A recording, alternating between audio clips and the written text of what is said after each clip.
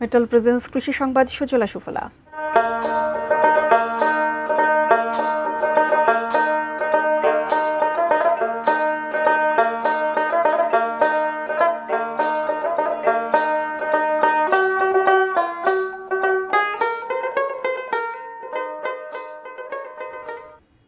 জমে উঠেছে পিরোজপুরের ঐতিহ্যবাহী ভাসমান পেয়ারার হাট। নৌকা নির্ভর এই হাট কেবল জেলার কৃষি অর্থনীতির প্রাণকেন্দ্রই নয়, পরিণত হয়েছে আকর্ষণীয় এক দর্শনীয় স্থানে।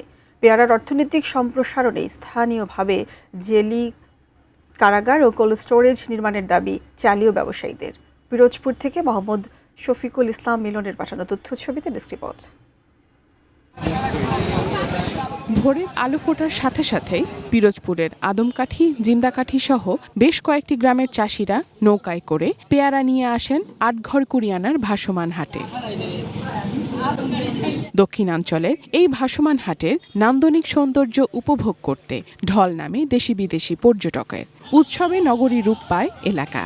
ভাসমান এই হাটকে কেন্দ্র করে গড়ে উঠেছে বিভিন্ন পার্ক ও বিনোদন কেন্দ্র, যাতে কর্মসংস্থানের সুযোগ সৃষ্টি হয়েছে স্থানীয়দের। কোথাও এরকম বাজার নেই বা এরকমের আসলে দেখা যায় না যে ভাসমান পেয়ারা বাগানটা খুব ভালো লাগে, খুব মজা লাগে এই জায়গাটা আসতে।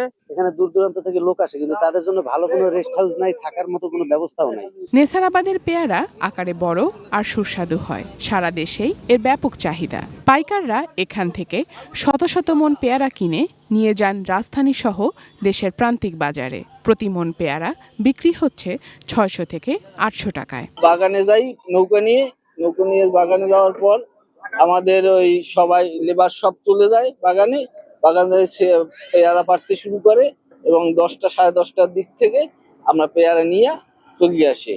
মানে সরকার এমন কিছু করে না, যেন একটা জেলির কারখানা যাতে আমাদের এলাকায় করতো, তাহলে আমরা পেয়ারার মান আরো আমাদের দেশে ভালো হইতো। এই মৌসুমে পিরোজপুর জেলায় 710 হেক্টর জমিতে পেয়ারার আবাদ হয়েছে। উৎপাদন লক্ষ্যমাত্রা 7,210 মেট্রিক টন।